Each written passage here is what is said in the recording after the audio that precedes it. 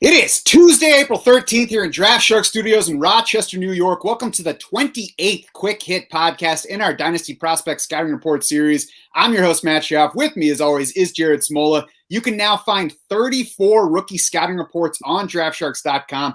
Every single one of them is free to read, and they will keep coming until the NFL draft. You can check out every one of these accompanying podcasts by subscribing to our Draft Sharks YouTube channel or any of our podcast feeds. Our focus today is on Louisville wide receiver Chatarius Tutu Atwell Jr. Jared, give me some background on Tutu. Yeah, let's go with Tutu. That's a sweet name. I mean, he definitely wins the name contest in this year's wide receiver class. He was a high school. I'm on Ross St. Brown has something to say. I like Tutu, but I guess we can have that debate later. Tutu was a high school quarterback. He had over 4,000 career passing yards, over 1,500 career rushing yards in high school. He was recruited as an athlete, with a position switch in mind. He was a 3-star recruit, according to most scouting services. Opted for Louisville over a few other offers, made the move to wide receiver right away, finished 5th on that 2018 team as a true freshman with 24 catches. He was 3rd on the team with 406 receiving yards, tied for 2nd with 2 receiving touchdowns. The numbers are a bit more impressive than you might think because that was a really bad Louisville passing game. Atwell actually accounted for 16% of the team's receiving yards and 20% of the receiving touchdowns. Louisville's passing game took a big step forward in 2019 under new head coach Scott Satterfield, and Atwell's numbers took a massive leap forward as a sophomore. He led the ACC and ranked inside the top 12 in the country with 1,272 receiving yards, 11 receiving touchdowns, big market shares, 39% of the catches, 42% of the receiving yards, 34% of the receiving touchdowns. Great marks for a sophomore, for a true sophomore. Took a step back this past season, though. He did miss the Virginia game with an undisclosed injury and opted out of Louisville's final game to start prepping for the NFL draft. Still, though, his per game averages were down in his 9 outings from 2019. He went from 5.3 catches to 5.1, from 98 yards down to 69, and his touchdowns dropped a little bit from, about 0.9 to 0.8. He still led the team with 46 catches and 7 receiving touchdowns, but fellow 2021 wide receiver prospect Dez Fitzpatrick actually led Louisville last year with 833 receiving yards to Atwell's 625. The market shares were good, but they were down from 2019, 27% of the catches, 27% of the receiving yards, and 39% of Louisville's receiving touchdowns. His father, King Tutu I, caught 171 balls across 4 seasons at Minnesota as a wide receiver, did not make the NFL. Young Tutu averaged 16.6 yards per catch for his Louisville career, including 18.4 per catch in that big sophomore campaign. You have to like the young breakout for a wide receiver, and that he chose to leave Louisville a year early would seem to speak well of his NFL draft projection. I'm a little bit bothered, though, by a tiny speedster making no impact in the return game. No kick returns at all, 4 total punt returns over his 3 seasons. So we'll talk a little bit more about that later, but let's get into what you saw on film from Tutu Atwell Jr. Yeah, his film's like exactly what you'd expect to see from a 155-pound wide receiver. Like he's definitely quick, he's definitely fast. He creates separation on quick hitting, in breaking, out breaking routes. He beats defenders' angles after the catch with that acceleration and speed. Louisville, I think Louisville did a nice job with how they utilized Atwell. He did quite a bit of gadget type stuff, like jet sweeps and end arounds. He was often put in motion or like lined up as the back man in a stacked formation to make sure he was kept away from press coverage. I mean, I watched, I don't know if it was 4 or 5 games I watched in his scouting report, but I saw very few reps of Atwell against press coverage. I mean, maybe he can beat it, but the fact that Louisville kept him away from it, and just looking at his size, you'd have to think that's going to be a problem for him. I guess we'll see. I was underwhelmed by his route running. He obviously is athletic after the catch. He's not as athletic in his routes. I didn't see a ton of great agility into and out of his breaks to create separation.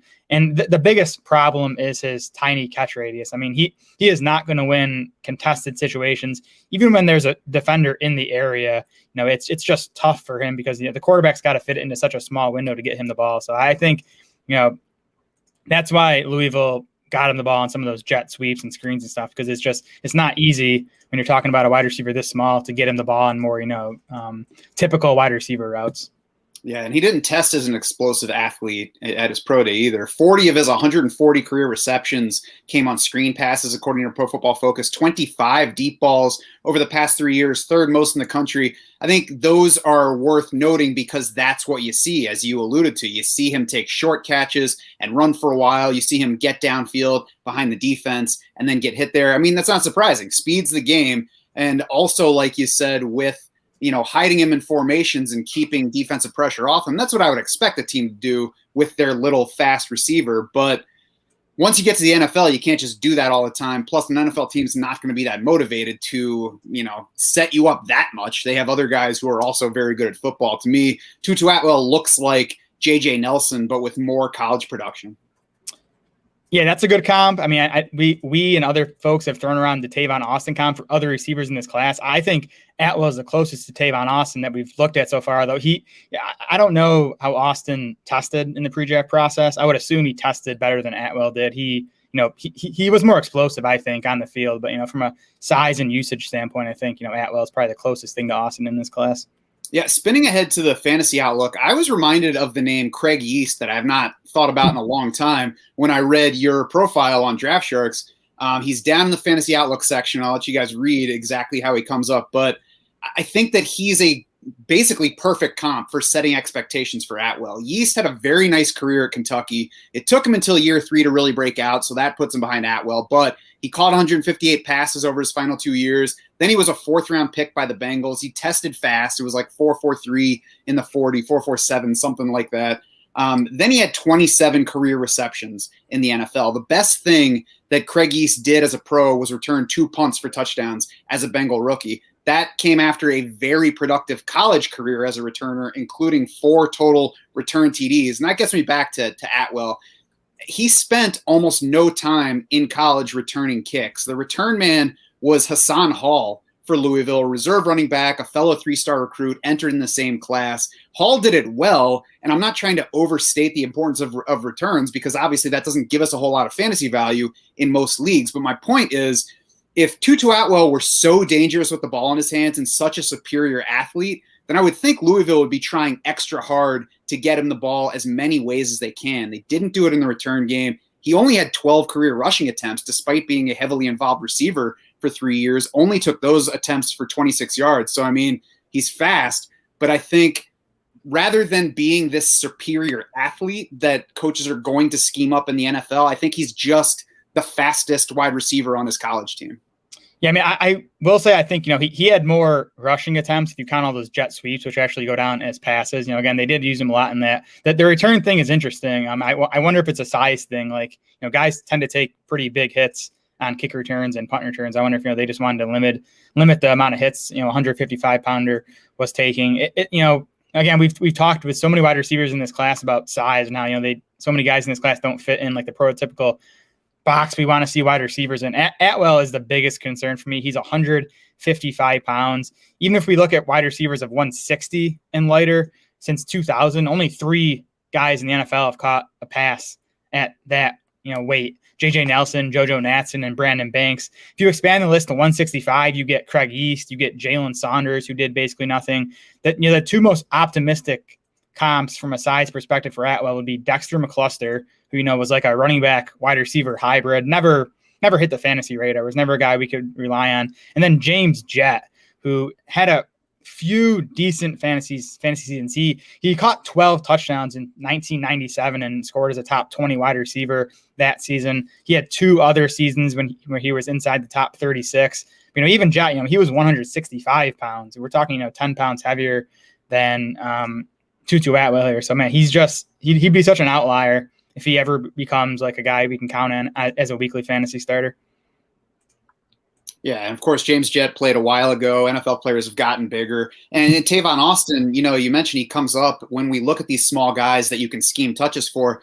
Tavon Austin ran the ball 110 times in college. He returned 97 kickoffs. He returned 34 punts. So, again, I think that if Tutu Atwell were this superior kind of athlete that you could find the touches for, which is really what we're looking for, is opportunities. he would have gotten that at Louisville.